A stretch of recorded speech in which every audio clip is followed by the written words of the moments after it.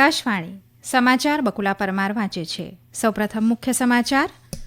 પ્રધાનમંત્રી નરેન્દ્ર મોદીએ આજે કેરળના તિરુવનંતપુરમમાં વિક્રમ સારાભાઈ સ્પેસ સેન્ટરની મુલાકાત લઈને લગભગ 1,800 કરોડ રૂપિયાના 3 મહત્વપૂર્ણ અવકાશ માળખાકીય પ્રોજેક્ટનું ઉદઘાટન કર્યું. રાજ્યસભાની 15 બેઠકો માટે 3 રાજ્યોમાં મતદાન ચાલી રહ્યું છે. સંસદના ઉપલા ગૃહમાં 56માંથી 41 ઉમેદવારો બિનહરીફ ચૂંટાયા. રાષ્ટ્રપતિ દ્રૌપદી મુર્મુ 5મી માર્ચે નવી દિલ્હીમાં પ્રથમ પેયજળ સર્વેક્ષણ પુરસ્કાર એનાયત કરશે. ચૂંટણી પંચે માહિતી અને પ્રસારણ મંત્રાલયને 2024ની લોકસભા ચૂંટણી માટે મતદાર જાગૃતિ અને શિક્ષણ સંબંધિત પ્રવૃત્તિઓને પ્રોત્સાહન આપવા માટે નિર્દેશ આપ્યા. અને વિમેન્સ પ્રીમિયર લીગ ક્રિકેટમાં ગઈકાલે દિલ્હી કેપિટલ્સે યુપી વોરિયર્સને 9 વિકેટે પરાજય આપ્યો. સમાચાર વિગતવાર.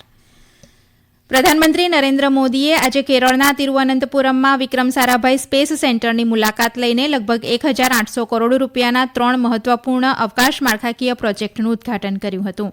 આ પ્રોજેક્ટ્સમાં સતીશ ધવન સ્પેસ સેન્ટર શ્રીહરિકોટા ખાતે પીએસએલવી ઇન્ટિગ્રેશન ફેસિલિટી, મહેન્દ્રગીરી ખાતે ઇસરો પ્રોપલ્શન કોમ્પ્લેક્સમાં નવું સેમી ક્રાયોજેનિક્સ ઇન્ટિગ્રેટેડ એન્જિન અને સ્ટેજ ટેસ્ટ ફેસિલિટી અને તિરુવનંતપુરમ ખાતે ટ્રાઇસોજેનિક વિન્ડ ટનલનો સમાવેશ થાય છે.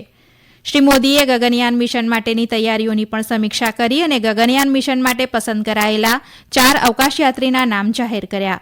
તેમાં group captain Prashant Balakrishnan Nair, group captain Ajit Krishnan, group captain Angad Pratap અને વિંગ કમાન્ડર શુભાંશુ શુક્લાનો સમાવેશ કરાયો છે. શ્રી મોદીએ તેમને વિંગ પણ આપી હતી. ગગનયાન મિશન એ ભારતનો પ્રથમ માનવ અવકાશ ઉડાન કાર્યક્રમ છે, જેના માટે ઇસરોના વિવિધ કેન્દ્રો ઉપર વ્યાપક તૈયારીઓ ચાલી રહી છે. પ્રધાનમંત્રી નરેન્દ્ર મોદી આજથી તામિલનાડુની 2 દિવસીય મુલાકાતે છે. ભારતીય જનતા પાર્ટીના રાજ્ય એકમે આજે તિરુપુરના પલ્લાડમ અને આવતીકાલે તિરુનેલવેલીમાં જાહેર સભાઓનું આયોજન કર્યું છે. પ્રધાનમંત્રી મદુરાઈમાં ઓટોમોટિવ ક્ષેત્ર સાથે સંકળાયેલા મધ્યમ અને નાના એકમોના ઉદ્યમીઓને સંબોધિત કરશે. આ પહેલમાં ટીવીએસ ઓપન મોબિલિટી પ્લેટફોર્મ અને TVS mobility CII centre of એક્સેલન્સનો સમાવેશ થાય છે. તેનો ઉદ્દેશ દેશમાં એમએસએમઈ ક્ષેત્રને પ્રોત્સાહન આપવાનો, તેમની કામગીરીમાં મદદ કરવાનો, તેમને વૈશ્વિક મૂલ્ય સાંકળ સાથે જોડવાનો અને આત્મનિર્ભર બનાવવાનો છે. તેઓ આવતીકાલે તુતિકોરીનમાં 17,300 કરોડ રૂપિયાથી વધુના માળખાકીય પ્રોજેક્ટનું ઉદઘાટન અને શિલાન્યાસ કરશે.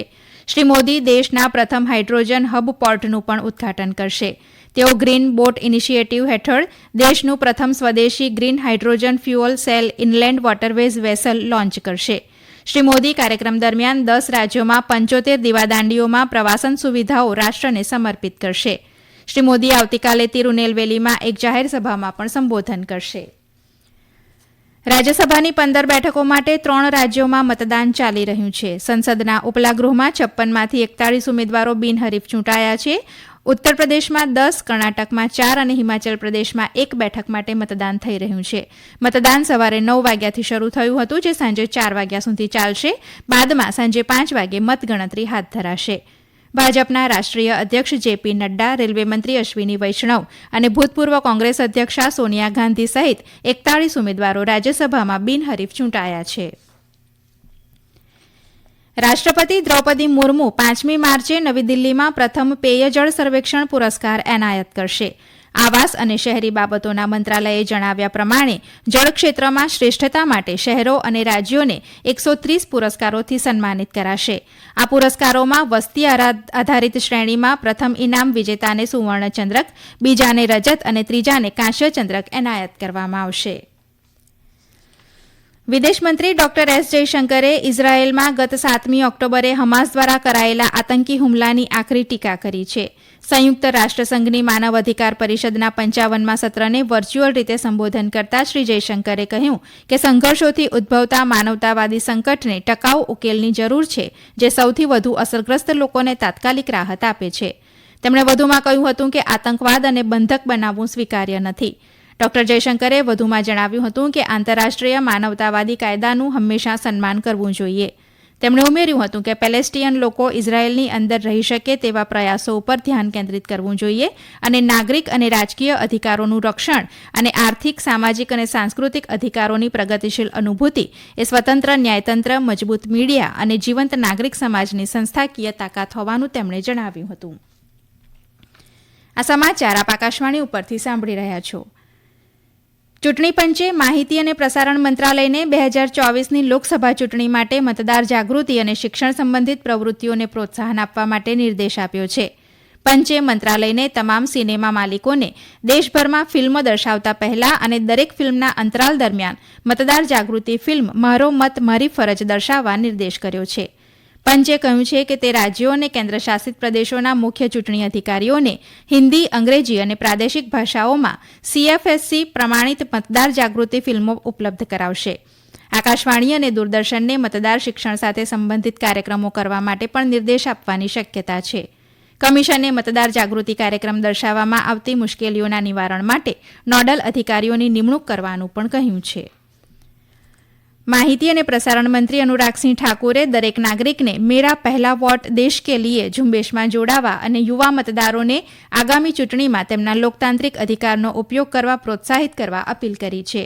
શ્રી ઠાકુરે આ અભિયાનનું ગીત શેર કર્યું અને દરેકને પોતાની રીતે અને શૈલીમાં આ ઝુંબેશને આગળ વધારવા માટે આહવાન કર્યું હતું.